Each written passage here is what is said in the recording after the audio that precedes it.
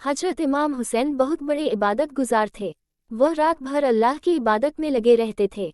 दिन में वह इलाके में रह रहे गरीबों की मदद करते थे, उनके हमदर्द बनते थे, उनकी खुशियों में शरीक होते थे और खुशियां बांटते थे। बाकी वक्त वह इस्लाम के प्रचार में निकालते थे। उनका एक ही मकसद था कि लोगों की भलाई की जाए और इस्लाम को पूरी धरती पर फैलाया जाए। उन्होंने अपनी पूरी जिंदगी इस्लाम के प्रचार प्रसार में गुजर की। पैगंबर हजरत मोहम्मद सल्लल्लाहु अलैहि वसल्लम अपने दोनों नवासे हसन और हुसैन के बारे में कहते थे कि मेरे लिए हसन और हुसैन दुनिया की सबसे अच्छी खुशबू हैं। हजरत इमाम हुसैन को लोगों और समाज से प्यार था। वह यजीद की डर की राजनीति को पसंद नहीं करते थे। लोग भी आप इमाम हुसैन के समर्थन में थे। यजीद को जब इस बात का एहसास हुआ कि लोग आपके समर्थन में हैं, उसने सोचा कि अगर हजरत इमाम हुसैन भी उसका समर्थन करेंगे तो लोग भी उसका यानी यजीद का समर्थन करेंगे। लेकिन हजरत इमाम हुसैन ने यजीद की हर बात मानने से इनकार कर दिया था। यजीद ने फिर यह योजना बनाई कि जो उसकी बात नहीं मानेगा या उसके खिलाफ जाएगा वह उसे जान से मार देगा। हजरत इमाम हुसैन को भी वह मरना चाहता था। इस बात का अंदाज़ा आप हजरत इमाम हुसैन को हो गया था। हजरत इमाम हुसैन ने मदीना क्यों छोड़ा? जब हजरत इमाम हुसैन को मालूम चला कि यजीद उनको मरना चाहता है तो उन्होंने अपने परिवार की हिफाजत के लिए मदीना छोड़ने का फैसला किया और मक्का जाने का फैसला किया। जब आप मदीना से मक्का के लिए जाने का सोच रहे थे तब हज का महीना भी चल रहा था, यानी काफ़ी लोग उस वक्त पवित्र शहर मक्का में हज के लिए जा रहे थे। आपने भी फैसला किया कि आप भी हज के लिए जाएंगे। बस यही सोचकर आप मदीना से मक्का के लिए निकल गए। जब आप मक्का पहुंचे तो उनको कूफा, जो कि उस वक्त इराक का एक शहर था, वहां से काफ़ी लोगों का समर्थन मिला। आपको किसी ने खबर दी कि कूफा के लोग आपके समर्थन में हैं और यजीद के जुल्म को ख़त्म करने के लिए तैयार हैं और आपके साथ हैं। आपको इस बात को सुनकर बड़ी खुशी हुई कि कूफा में उनके काफ़ी समर्थक हैं। उन्होंने फिर मक्का से कूफा जाने के लिए फ़ैसला किया क्योंकि वो यजीद के जुल्म को ख़त्म करना चाहते थे। मक्का के कई लोगों ने आपको समझाया कि आप कूफा न जाए, वहां आपकी और आपके परिवार की जान को खतरा हो सकता है, लेकिन आपने बड़ी सूझबूझ से फैसला किया कि वह कूफा जाएंगे और लोगों से मिलेंगे और यजीद के आतंक को खत्म करेंगे। यजीद को इस बात का पता चल गया था कि कूफा के लोग आप हजरत इमाम हुसैन के साथ हैं और उसके खिलाफ जुर्म के लिए तैयार हैं। ये सुनकर यजीद बहुत डर गया था। उसे ये डर हो गया था कि अगर सारे लोग हजरत इमाम हुसैन के साथ हो गए तो उसकी सत्ता जा सकती है। यजीद की सेना आपको कूफा नहीं जाने देना चाहती थी, इसलिए उन्होंने कूफा के रास्ते पर अपनी सेना लगा दी और इमाम हुसैन के काफिले को कूफा की जगह करबला की ओर जाने के लिए मजबूर किया।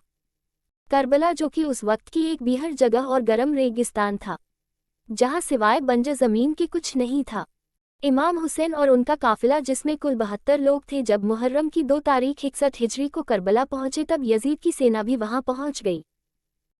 मुहर्रम की 7 तारीख को यजीद की सेना ने करबला में मौजूद एक नहर, फुरात नदी अलकमा नहर पर पहरा लगा दिया ताकि हजरत इमाम हुसैन और उनका काफिला पानी नहीं पी सके और अगर पानी पीने आए तो उन्हें उसी वक्त मार दिया जाए। हजरत इमाम हुसैन फिर भी यजीद की सेना के सामने झुकने को तैयार नहीं थे। वह बिना पानी के अपना सफ़र करते रहे।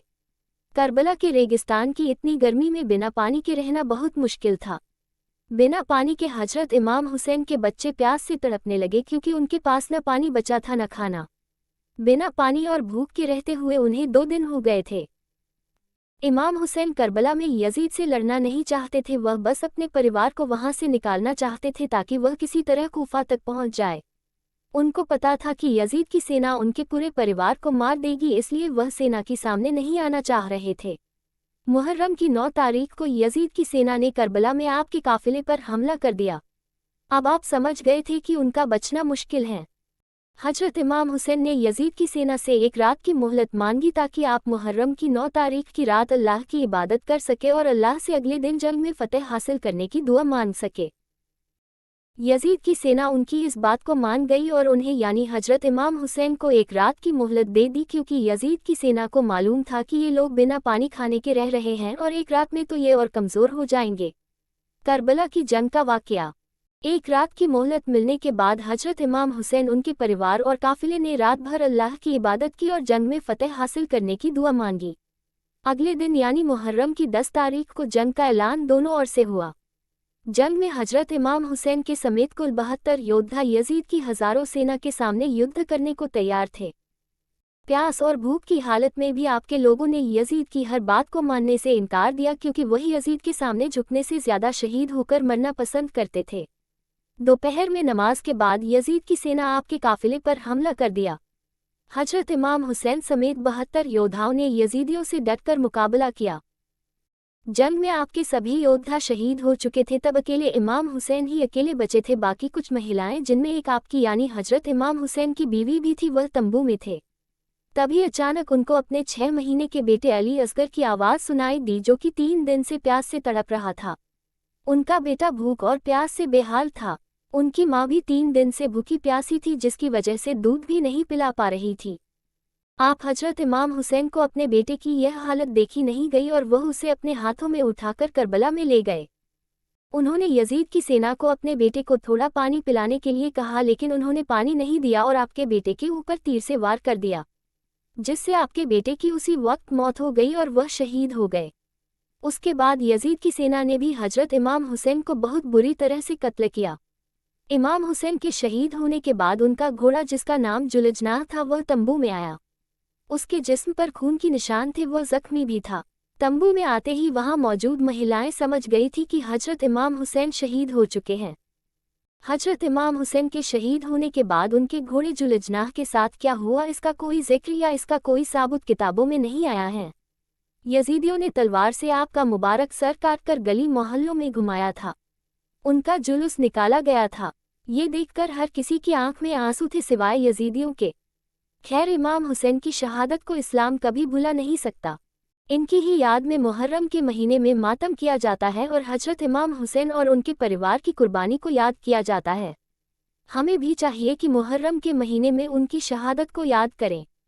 मुहर्रम में ताजिया निकालकर ढोल नगाड़े बजाकर यजीदियों जैसे काम न करें। जितना हो सके भूखे प्यासे लोगों को खाना खिलाए। मुहर्रम की 9 और 10 तारीख को रोज़ा रखें और इमाम हुसैन की शहादत को याद करें।